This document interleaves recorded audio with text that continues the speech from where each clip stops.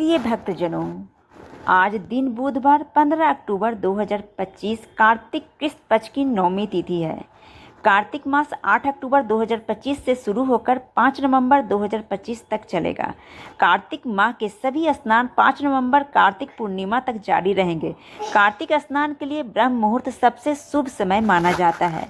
कार्तिक स्नान की 9वें दिन की अध्याय की कथा आज हम शुरू करेंगे। उससे पहले हम कार्तिक स्नान की कथा सुनते हैं। सबसे पहले आज हम सुनाने जा रहे हैं आपको पंच भिक्खू की कहानी। किसी गांव में एक साहूकार और उसकी पत्नी रहते थे। उनका एक बेटा बहू था। बहू कार्तिक माह में नित प्रातः उठकर नदी में कार्तिक स्नान के लिए जाया करती थी। उसने एक नियम रखा था कि कार्तिक में राय दामोदर जी भगवान के दर्शन से पहले किसी भी पराये पुरुष का मुंह नहीं देखेगी। उसी गांव में एक राजकुमार भी सुबह सवेरे नदी स्नान के लिए जाया करता था। एक दिन राजकुमार को लगा कि कोई है जो उससे भी पहले जल्दी उठकर नहा लेता है।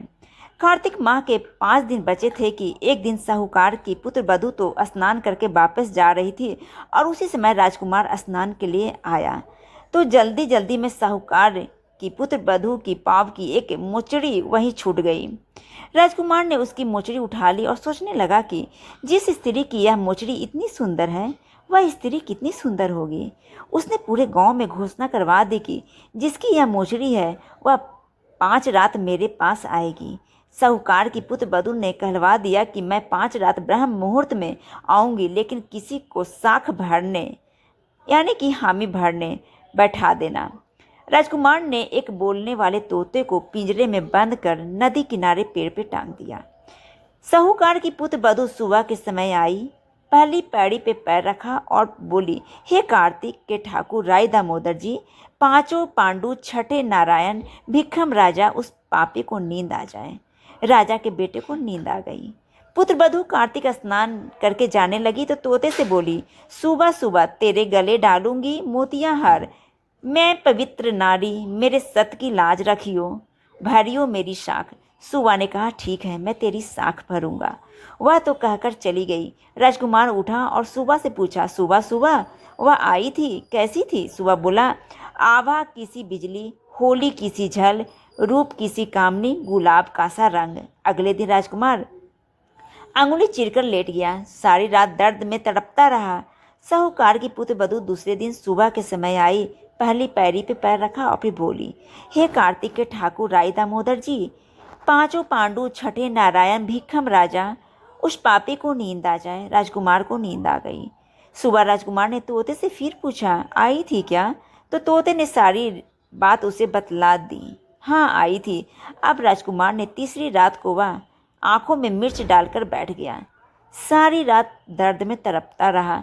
साहूकार की पुत्र वधू फिर आई और प्रार्थना करने लगी, हे कार्तिक के ठाकुर राय दामोदर जी, 5 पांडु, 6 नारायण, भिक्खम राजा, उस पापी को नींद आ जाए। राजा के बेटे को फिर से नींद आ गई। सुबह राजकुमार ने तोते से फिर पूछा, आई थी क्या? तो तोते ने सारी बात बतला दी। हाँ, आई थी। अब राजकुमार ने सोचा कि आज रात को मैं ठंड में बैठा रहूँगा। राजकुमार ठंड में सारी रात कांपता रहा। शुभ मुहूर्त ब्रह्म मुहूर्त में उसे नींद आ गई। साहूकार की पुत्र वधू चौथे दिन सुबह के समय आई, पहली पैड़ी पे पैर रखा और फिर बोली, हे कार्तिक के ठाकुर जी राय दामोदर जी, 5 पांडु, 6 नारायण, भिक्खम राजा, उस पापी को नींद आ जाए। राजकुमार को फिर से नींद आ गई। सुबह राजकुमार ने तोते से फिर से पूछा, आई थी क्या? तो तोते ने सारी बात बतला दी। हाँ, आई थी। अब चारों रात निकल गए। राजकुमार ने सोचा, आज की आखिरी रात है, आज तो मैं मेरी अंगुली जला लूँगा।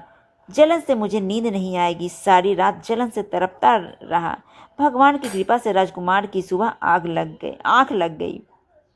साहूकार की पुत्र वधू 5वें दिन सुबह के समय आई और पहली पैरी पे पैर रखा और फिर बोली, हे कार्तिक के ठाकुर राय दामोदर जी, भगवान आपने मेरी इतनी लाज रखी, आज भी रखना, उस पापी को नींद आ जाए। राजकुमार को नींद आ गई। साहूकार की पुत्र वधू ने तोते से कहा, हे सुबह उस पापी से कह देना मेरी मोचड़ी घर पहुंचा दे। राजकुमार हड़बड़ा कर उठा। राजकुमार ने तोते से फिर पूछा, आई थी क्या? तो तोते ने सारी बात बतला दी और उसने अपनी मोचड़ी मंगवाई है, यह भी कहा।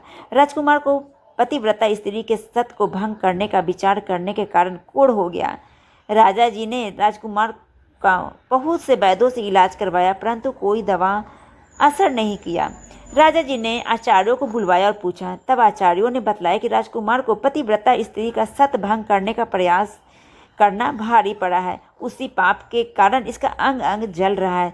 तब राजा साहूकार की पुत्र वधू को अपनी बेटी की बात बतलाई तथा उसके कार्तिक स्नान का पुण्य राजा के लड़के को दिया।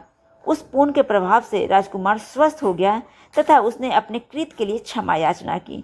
राजा जी और राजकुमार ने सारी नगरी में कहलवा दिया कि सब कोई कार्तिक स्नान करे व स्त्रियों का सम्मान करे। हे पंच भिखु, भगवान कार्तिक मास में जैसे साहूकार की पुत्र वधू की लाज रखी वैसे सबकी रखना। जय बोलो पंच भिखु भगवान की जय। अब आइए सुनते हैं 9वें अध्याय की कार्तिक मास की कथा। राजा पृथु ने पूछा, हे ब्राह्मण, आपने कार्तिक व्रत के विधान वर्णन में तुलसी के मूल में विष्णु भगवान के पूजन की विधि बताई है, अतः मैं तुलसी की महत्ता के विषय में पूछने की इच्छा करता हूँ। तुलसी देवाधिदेव विष्णु भगवान को कैसे इतनी प्यारी हुई? हे नारद, यह कैसे और कहाँ उत्पन्न हुई? आप सर्वज्ञाता हैं, कृपा करके यह कथा संक्षेप में कहिए। नारद जी ने कहा, हे राजन, आप सावधान होकर तुलसी जी की महत्ता तथा जन्म का प्राचीन इतिहास सुनिए। मैं कहता हूँ, प्राचीन काल में सब देवगणों तथा रंभादिक अप्सराओं से सेवित इंद्र जी शंकर भगवान के दर्शन के निमित्त कैलाश पर्वत पे गए। वहाँ कैलाश पे पहुँचते ही सम्मुख भयानक दांत और मुख वाले भीमकर्ता पुरुष को देखा। इंद्र ने उनसे पूछा, आप कौन है? जगदीश्वर शंकर जी कहाँ हैं? इस प्रकार इंद्र के द्वारा बार बार पूछने पे हे राजन उसने कुछ भी उत्तर नहीं दिया। तब व्रजधारी इंद्र क्रुद्ध हो उसे फटकारते हुए बोले कि मेरे बारंबार पूछने पे भी तुम कुछ उत्तर नहीं देते हो, अतः हे दुष्ट, मैं तुमको व्रज से अभी मारता हूँ। इस तरह कहकर इंद्र ने उसे दृढ़ होकर व्रज से मारा। इंद्र के मारते ही उसकी ग्रीवा नीली तथा राख हो गई और रुद्र भगवान अपनी तेज से इंद्र को जलाने लगे। यह कांड देखकर बृहस्पति ने शीघ्र हाथ जोड़कर तथा इंद्र ने पृथ्वी पर दंडवत नम्रीभूत होकर स्तवन करना आरंभ किया। बृहस्पति ने कहा, हे देवों के अधिपति त्रंबक, कर्पदी, त्रिपुरारी, सर्व और अंधकासुर वध करने वाले शिव जी, आपको हमारा नमस्कार है। अदृश्य रहने वाले, अनेक आकृति धारण करने वाले शंभु, यज्ञ विध्वंसक, यज्ञ फलदाता, कालांतक, काल काले, सर्प को धारण करने वाले, ब्रह्मा का शिरोच्छेदन करने वाले, ब्राह्मण के हितकारी, हे शिव जी, आपको नमस्कार है। नारद जी ने कहा, इस प्रकार बृहस्पति की स्तुति करने पे तीनों लोकों को भस्म करने में सशक्त शिव जी अपने नेत्र की दहकती हुई अग्नि को संभालते हुए बृहस्पति से बोले, हे देवगुरु, आपके स्तवन से मैं अति प्रसन्न हूँ। अपनी इच्छा अनुसार वर मांगिए और आज से इंद्र को जीव दिलाने के कारण तुम जीव नाम से संसार में विख्यात हो जाओगे। बृहस्पति ने कहा, हे देव, यदि आप प्रसन्न हैं तो इस शरणागत इंद्र की रक्षा कीजिए और अपने नेत्र द्वारा उत्पन्न अग्नि को शांत कीजिए। शंकर जी ने कहा, नेत्र द्वारा फिर भीतर अग्नि कैसे जाएगी? उसको कहीं दूर फेंक दूंगा जिससे यह इंद्र को कष्ट नहीं दे। प्रिय भक्तजनों, आगे की कथा हम कल के वीडियो में सुनेंगे।